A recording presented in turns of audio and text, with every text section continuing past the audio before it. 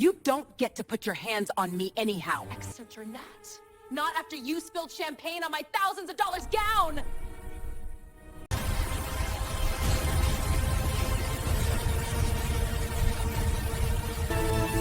All right, that's enough. Let me tell you about the night a woman who thought she was royalty finally learned she wasn't even close. And trust me, she didn't learn gently. It all began in a chandelier-soaked dining hall where money sparkled, fake smiles glittered, and one cruel moment shattered the entire room. But before that, here's a little warm-up story. A glass slipped. A waitress froze. Champagne exploded across polished marble. Conversations died mid-laugh. The string quartet practically choked on their own notes, and 100 rich folks turned their heads in perfect synchronized judgment. And right at the center of it stood a young black waitress, trembling, while Cynthia Langford, the self-appointed queen of the mansion, watched her like she'd committed a federal crime. Crazy start, right? It gets nastier. Before we go any further, comment where in the world you are watching from. And make sure to subscribe to Silent Divide Tales because tomorrow's story is one you don't want to miss. Morning sunlight oozed across the Langford estate like it was paid to show up. Gold on marble, crystal vases glowing, everything sparkling like a magazine spread. And moving through all that shine was Cynthia Langford, millionaire's wife, professional perfectionist, and part-time tyrant, gliding around her mansion as if applause followed her. Her gestures? Rehearsed. Her smile? Fake, but expensive. Her diamond bracelet? Clicking dramatically against her espresso cup on purpose.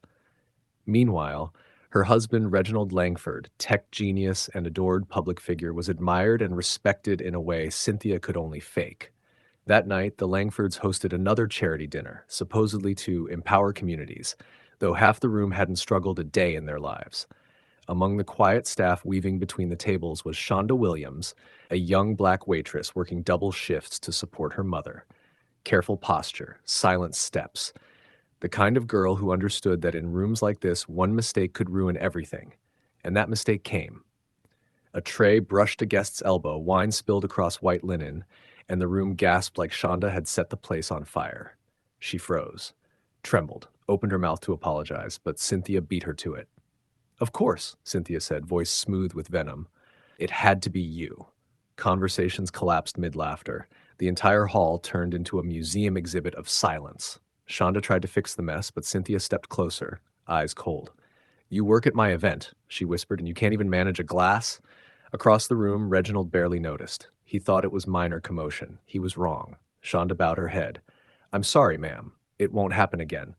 Cynthia wasn't done. She lifted her champagne, tipped it, and let it splash deliberately across Shonda's shoes. A cruel smile. A room full of cowards pretending they weren't watching. Then Cynthia delivered the blow. "You people never learn, do you?" The air snapped. Reginald finally turned. The laughter had died. The music faltered. People were staring. His eyes followed their gaze, then his face drained. Cynthia towering, Shonda kneeling, humiliation dripping across the floor.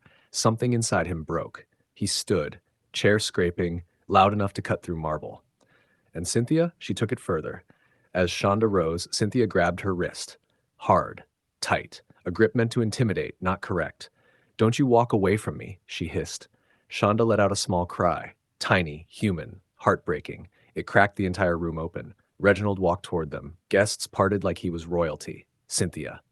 His voice trembled with disbelief. "What are you doing?" Cynthia dropped Shonda's wrist like it was dirty.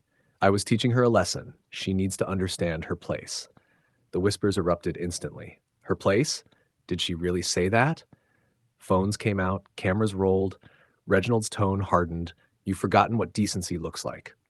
The mask Cynthia had worn for years finally shattered. He turned to Shonda. "You don't deserve this. None of it." Her eyes glistened, not from fear, but from the shock of finally being defended. Cynthia stepped back, breath shaky with humiliation.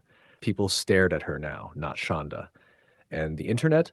It did the rest. Within hours, the videos blew up. #Millionaire's wife, justice for Shonda. Brands cut ties. Committees suspended her. Invitations vanished. Cynthia Langford, once addicted to attention, had nowhere left to hide. But Shonda? Shonda? She showed up to work the next morning with her chin high. She didn't want pity. She wanted dignity. And she finally got it. Reginald released a statement. Silence is complicity. We cannot heal what we refuse to confront. That's what people remembered. Not Cynthia's cruelty, but the moment someone finally chose to stand against it. Because real change doesn't start with applause.